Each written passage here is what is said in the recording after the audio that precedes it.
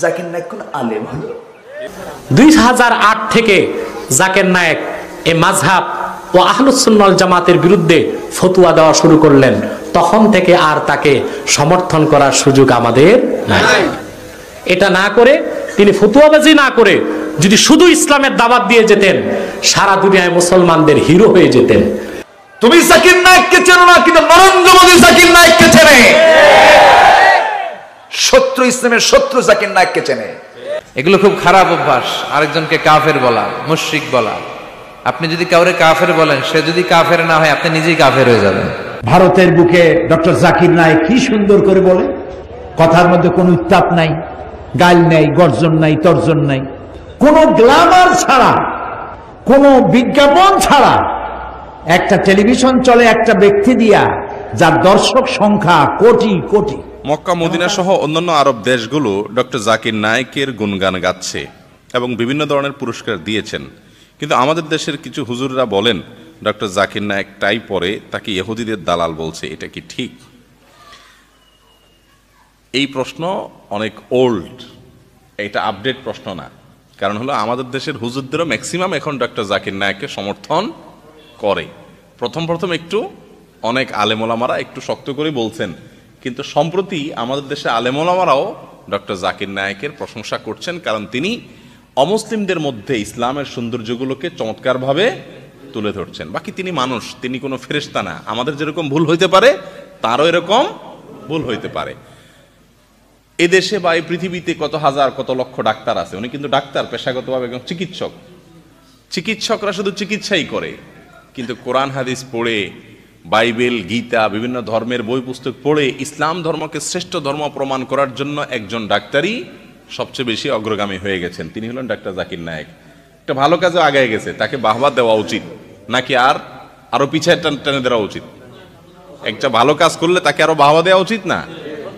তার মাধ্যমে শত শত হিন্দু মুসলমান হয়েছে, শত শত খ্রিস্টান মুসলমান হয়েছে। আমি ব্যক্তিগতভাবে দুবাইতে গিয়েছি তার দাওয়াতে, তাকে পাশে থেকে দেখেছি, তার সঙ্গে কথা বলেছি ঘন্টাকে ঘন্টা ধরে। তার মতো বিনয়ী মানুষ, বিনম্র মানুষ, আলেমদেরকে অনেক শ্রদ্ধা করেন। বাকি ওই যে বললাম, মানুষ, কেউ আমরা ভুলের ঊর্ধ্বে। শুরুর দিকে তিনি কিছু কথার মধ্যে ওনার ভুল হতো, যেগুলো পরবর্তীতে তিনি সংশোধন করছেন, ওলামাদের পরামর্শ নিয়েছেন। এই জন্য সমালোচনা তো করাই যেতে পারে, কিন্তু সমালোচনা করতে করতে আমরা অনেকে ইয়াহুদিদের দালাল বানাই দিই।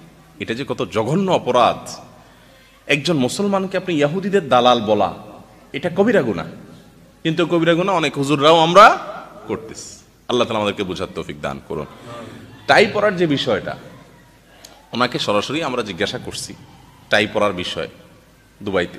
উনি বললেন যে আমি মক্কার ইমামদেরকে জিজ্ঞাসা করেছি, ওনাদের সাথে আমার সম্পর্ক আছে, শেখ সুদাইস, অন্যান্য বড় বড় আলেমদেরকে জিজ্ঞাসা করেছি। ওনারা বলেছেন যে এটা পড়া সরাসরি হারাম, নিষেধ, এরকম বলার কোনো সুযোগ নেই। আমরা অনেকে মনে করি এটা খ্রিস্টানদের, টাইটা খ্রিস্টানদের মার্কা। জাকির নায়েক সাহেব বললেন যে এখনো পর্যন্ত আমি এটা নিয়ে প্রচুর পড়াশোনা করছি, খ্রিস্টানদের ধর্মের কোনো নিদর্শন বহন করে টাই, এরকম কিছু আমি এখনো পর্যন্ত পাই নাই। তবে হ্যাঁ, আমরা অবশ্যই বলবো মুত্তাকি, পরহেজগার, নেককাররা যে ধরনের পোশাক পরে সে ধরনের পোশাক পরাটাই ভালো। জাকির নায়েকের নাম শুনেছেন আপনারা? উনি লোকটা কোন দেশের বলেন? কোন দেশে? ভারতের। সেখানে কোন জাতি বেশি, হিন্দু না মুসলমান? হিন্দু। আর উনি কি মুসলমান। বাড়ি কোথায়? ভারতে, ইন্ডিয়াতে। আচ্ছা, মুম্বাই বাড়ি। এখন আছেন কোথায়? এর আগে ছিলেন কোথায়? সৌদি আরব। এর আগে ছিলেন কোথায়? এই যে ঘোরাফেরা হচ্ছে, এগুলো কি মানে? এগুলো কি? তাহলে এই আয়াতটা ওনার সাথে কি যায় না? মানে এই আয়াতটা কি ওনার সাথে যায় না? ইন্নাল্লাযীনা আমানু ওয়াল্লাযীনা হাজারু, যারা হিজরত করেছে। আমার নবী কি হিজরত করেন নাই? সাহাবীরা হিজরত করেন নাই? আমার দেশে সহ বিশ্বের অনেক দেশে, যেরকম ইউসুফ আল কারজাভি, পৃথিবীর 1 নম্বর আলেম তিনি, যার বয়স 100+। ইউসুফ আল কারজাভি, মিশরের ডক্টর ইউসুফ আল কারজাভি এখন প্রেজেন্ট ওয়ার্ল্ডের টপ ক্লাস, ফার্স্ট ক্লাস নিয়ে একজন আলেম তিনি। আচ্ছা, ওই লোকটার বাড়ি হলো মিশর। পড়ে আছে হলো কোথায়? পড়ে আছে মনে হয় মিডল ইস্টের কোন একটা দেশে, কুয়েত কি কাতারে মনে হয় পড়ে আছেন তিনি। তার কাতারে, হ্যাঁ কাতারে তিনি পড়ে আছেন। আচ্ছা, তাহলে মানুষ হলেন মিশরে, পড়ে আছেন কোথায়? তাহলে ইন্নাল্লাযীনা আমানু ওয়াল্লাযীনা হাজারু, যারা হিজরত করেছে। তাহলে হিজরতের পুরস্কার আছে না নাই? আসতে বলবেন না, আছে না নাই? আমার দেশের কিছু কাঠমোল্লা বলে জাকির নায়েক কোন আলেম হলো, আছে না এরকম? আছে। তুমি কোন কসু, তুমি যে জাকির নায়েককে আলেম বলো না, তুমি কি করেছো? তুমি জাকির নায়েককে চেনো না, কিন্তু নরেন্দ্র মোদী জাকির নায়েককে চেনে। শত্রু ইসলামের শত্রু জাকির নায়েককে চেনে। আর তুমি মুসলমান, তুমি আলেম পরিচয় দাও, তুমি আল জাকির নায়েককে চেনো না। আফসোস, দুঃখে বুক ফেটে যায় আমাদের মাঝে মাঝে। নরেন্দ্র মোদী, দমোদর দাস নরেন্দ্র মোদী মাহাথির মোহাম্মদকে বলতেছে মালয়েশিয়ার, মাহাথির আমাদের জাকির নায়েককে আমাদের দেশে ফেরত দাও। মাহাথির বললেন, তুমি গোটা বিশ্ব পৃথিবীর সবচেয়ে বড় গণতান্ত্রিক রাষ্ট্রের রাষ্ট্রপ্রধান হতে পারো, কিন্তু জাকির নায়েক তোমার সম্পদ নয়, জাকির নায়েক গোটা মুসলিম উম্মার সম্পদ। জাকির নায়েকের সাথে কাবা শরীফের ইমাম ডক্টর আব্দুর রহমান সুদাইসি ঘন্টার পরে ঘন্টা বসে বসে গল্প করে। আর আমার দেশের কিছু কাঠমোল্লা কয়, ও তো আলিমই না, তুমি কোন কসু। জাকির নায়েক এর বিরোধিতা করে, এগুলির কথা কইয়ে লাভ নাই। জাকির নায়েক হলো আয়াতুম মিন আয়াতিল্লাহ, এটা আল্লাহর নিদর্শন এই পৃথিবীর বুকে। কারণ তারে আল্লাহ যে কি দিছে সুবহানাল্লাহ, ওনার স্পেশালিটি কি? মুকারানাতুল আদিয়ান। মুকারানাতুল আদিয়ান ইংরেজিতে বলে কম্পারেটিভ রিলিজিয়ন, মানে ধর্মের তুলনামূলক স্টাডি। এই ক্ষেত্রে তার জুড়ি নাই বর্তমান পৃথিবীতে। এবং তিনি যখন হিন্দু ধর্মের রেফারেন্স দেন, হিন্দুরা হা করেছে, কেউ লুকিয়ে দিবে, যারা জানেই না উনি রেফারেন্স দিচ্ছেন তার কত নম্বর শ্লোকে, কোন কিতাবে, কখন বলে দিচ্ছেন। আর পন্ডিতেরা ওনার কাছে বুঝাতে গেছে উপ করে, মনে হয় এরা প্রাইমারি ছাত্র। কি দেখেন না আপনারা টেলিভিশন, উনি যখন তওরাত থেকে রেফারেন্স দেন, ইনজিল থেকে দেন, একটা থেকে একটা দেন, আমি অবাক হই যে আল্লাহর খাস একটা তার অনুদান তার প্রতি। উনি কিন্তু হালাল হারামের ইমাম না, আমরা যখন ফেকার ইমাম আলেম, উনি সেটা না, উনি হলেন মুকারানাতুল আদিয়ানের, ওনার এটা স্পেশালাইজড। আলহামদুলিল্লাহ। কাজী যারা ওনার পিছনে লাগছে, শামসিকির শামসিকির শামসিকির চিনেন? শামসিকির চিনেন না? সূর্যের ব্যঙ্গায়, কে ব্যঙ্গায়? শামসিকিরি। এরা সূর্যের জ্বালায়, চোখের জ্বালায় দিনের বেলা পারে না, কোথায় থাকে? গর্তের মধ্যে। আপনি জাকির নায়েকের সামনে বসতে কথা বলতে পারবেন? আপনি ফালাফালি করেন, দেখি না কয়টা দিতে পারেন আপনি? তওরাত থেকে, ইনজিল থেকে একটা একটা করে কোরআনের হাক্কানিয়াত আর বাকি ধর্মগুলির বাতিল এমন ভাবে বাতিল করে ওরা নিজের হাত করে থাকে। আজ পর্যন্ত তার সামনে মোকাবিলা কেউ দাঁড়াতে পারে নাই। এগুলি কয়ে লাভটা কি? হ্যাঁ, তিনি আলে হাদিস, আমাদের প্রচলিত আলে হাদিস, গায়ে মুখাল্লেদ।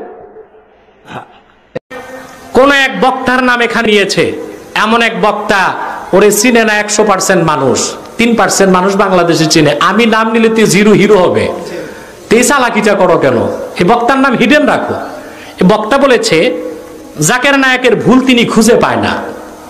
আচ্ছা, অন্ধ কোনো দিন অন্ধকে পথ দেখাইতে পারে? কথা বলেন। কানা কানারে পথ দেখাইতে পারবে? প্যাস লাগবে না?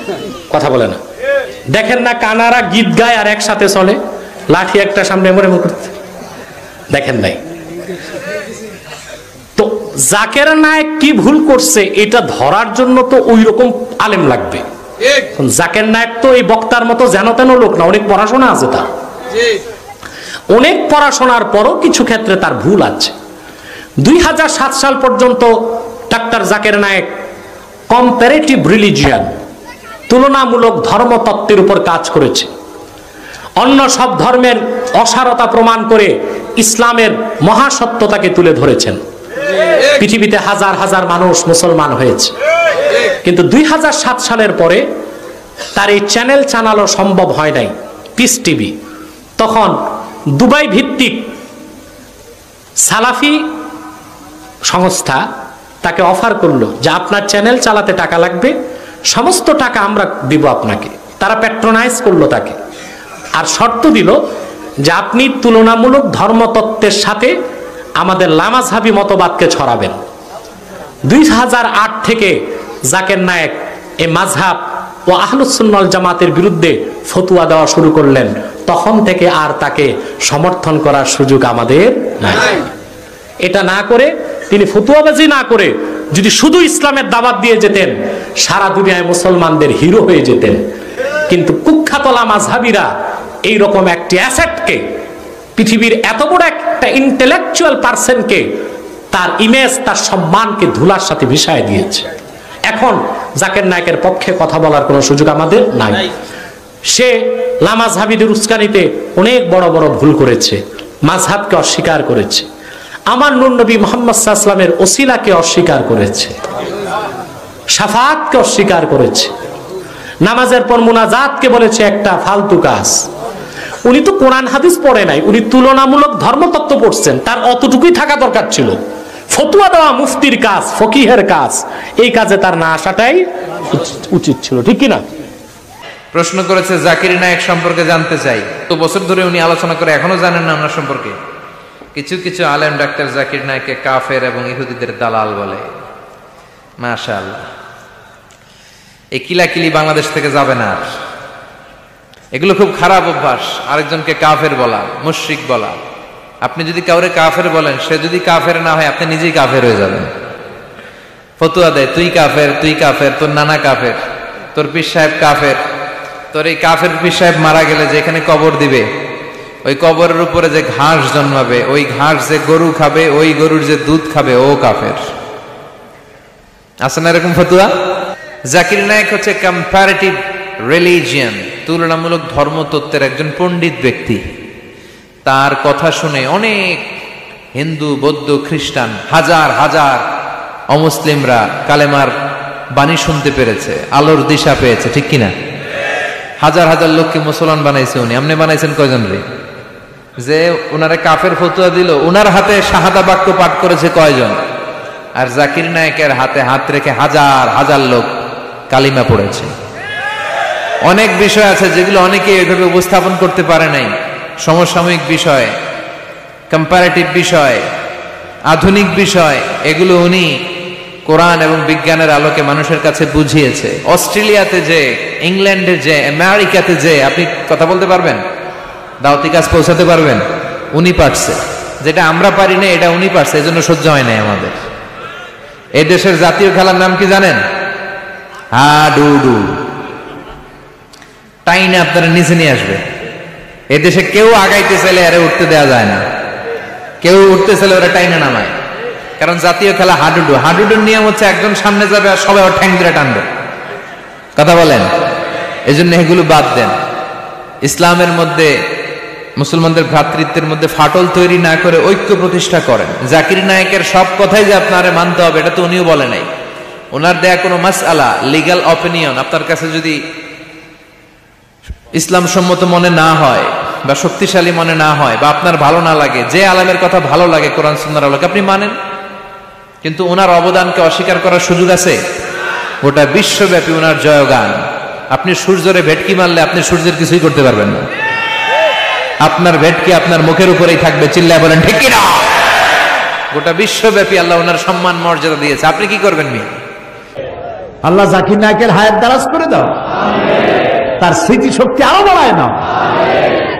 একবার শুনলাম এক মহিলা প্রশ্ন করছে ডক্টর জাকির নায়েককে যে, আচ্ছা আপনি তো বললেন হিন্দু, মুসলমান, খ্রিস্টান, বৌদ্ধ সব ভাই ভাই, তো সব যদি আমরা ভাই ভাই হই, আমি তো হিন্দু, ওই মহিলা বলছে আমি তো হিন্দু, তা আপনার মক্কা মদিনে আমরা যাইতে পারি না কেন?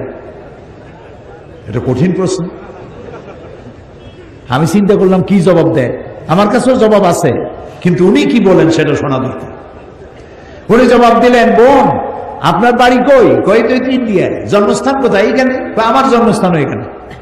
আচ্ছা বোন আপনি কি জানেন যে ইন্ডিয়ায় এমন এমন জায়গা আছে যেখানে এখানে জন্মগ্রহণ করার পরেও সে জায়গায় আপনি আর আমি যাইতে পারি না, এরকম জায়গার নাম জানেন? কোন এরকম জায়গা থাকবে কেন? আমি ইন্ডিয়ায় জন্মগ্রহণ করেছি, সব জায়গায় যাইতে পারি। উনি বললেন মোটেই না, এখানে এমন এমন জায়গা আছে যেখানে আপনি আমি প্রবেশ করতে পারবো না, তার নাম ক্যান্টনমেন্ট। ক্যান্টনমেন্টে আপনিও ঢুকতে পারবেন না, আমিও ঢুকতে পারবো না।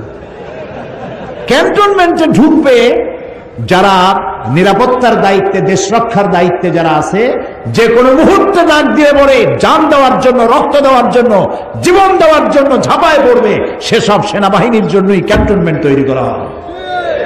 ওখানে আপনি আর আমি যাইতে পারবো না। ইসলামের একটা ক্যান্টনমেন্ট আছে, সেটার নাম মক্কা আর মদিনা।